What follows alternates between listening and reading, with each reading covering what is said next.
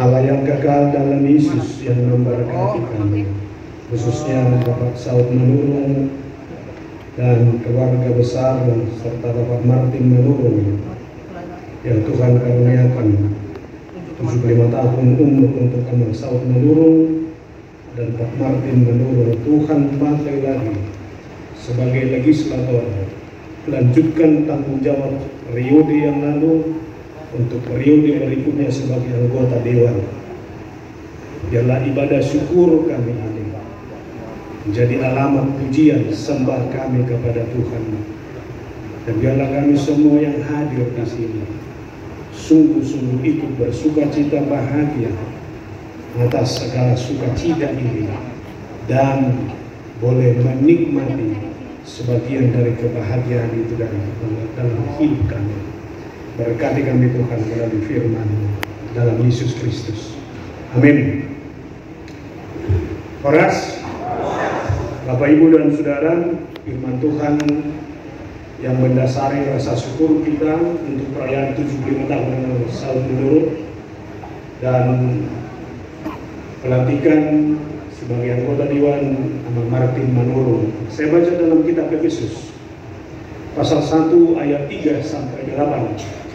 Efesus pasal 1 ayat 3 sampai 8. Demikian dikatakan, terpujilah Allah dan Bapa Tuhan kita Yesus Kristus, yang dalam Kristus telah mengaruniakan kepada kita segala berkat rohani di dalam surga.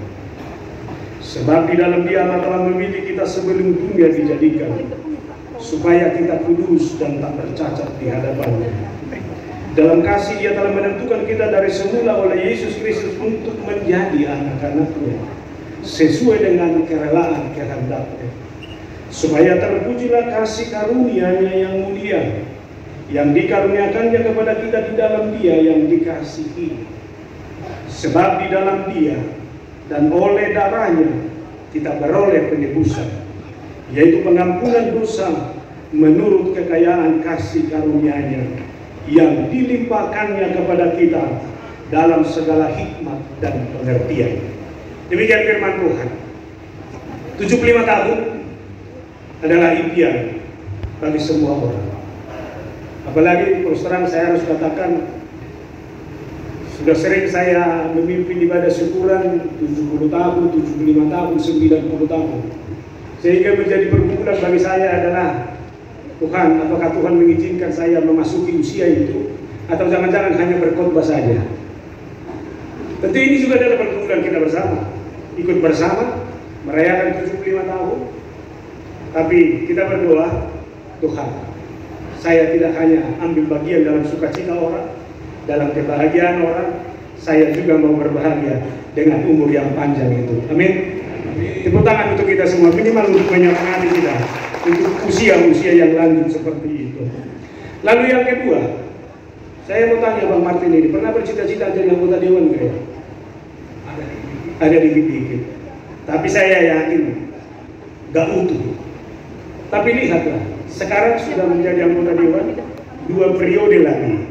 Kita berdoa berlanjut ke periode berikut, dan kalau bisa mendapatkan jabatan yang lebih hebat lagi di tengah-tengah bangsa ini. Apalagi saya Marga Manurung, saya harus doakan itu. Minimal pernah dulu Marga Manurung menjadi gubernur di negara ini. Mungkin Pak Martin nanti bisa sampai ke sana. Artinya saudara, apa yang kita membuat kita bersukacita hari ini, itu adalah 2 sisi dari kehidupan kita yang tentu menjadi impian, kebahagiaan, sukacita, harapan bagi banyak orang. Kalau mau saya katakan dalam kalimat yang sederhana adalah, semua orang pasti ingin sukses. Amin. Semua orang pasti ingin bahagia. Hanya saja memang sukses bahagia itu berbeda bagi banyak orang. Ada orang memahami, sudahlah Tuhan, saya sudah senang, ini sudah kesuksesan luar biasa kalau anak-anak saya ini bisa menjadi anak-anak yang baik dan hormat kepada orang tua. Bisa sesederhana itu. Tapi bisa juga bagi orang lain adalah, Tuhan, kalau Tuhan boleh mencukupkan makanan, hidup berbahagia, bisa bersama dengan anggota keluarga ngumpul, ini juga adalah kebahagiaan bagi kita. Nantinya saudara, kita bisa menerjemahkan dan memimpikan kebahagiaan, kesuksesan yang seperti itu. Cuma yang menjadi masalah bagi kita adalah untuk apa kita mengejar itu semua? Untuk apa kita membangun impian-impian yang seperti itu? Kalau boleh saya tawarkan beberapa alasan untuk itu. Yang pertama adalah kesuksesan pasti membuat kita bahagia. Walaupun belum dapat, tapi kalau di depan ada harapan kita bahagia dan sukses, kita akan semangat menghadapi kehidupan hari ini. Anak kokido, ugogo pemacari Arian dan Budari, anak masih kecil, tapi orang tua tidak boleh kehilangan kebahagiaan. Anak ini adalah anak yang harus memenangkan saya di masa yang akan datang. Inilah yang tidak dibayangkan oleh Amang Sauri Manurung ini selama ini. Anaknya satu-satunya sekarang menjadi sukses. Dia bertekad bahwa anaknya itu adalah sumber kebahagiaannya di masa yang akan datang, dan Tuhan jawab hari ini.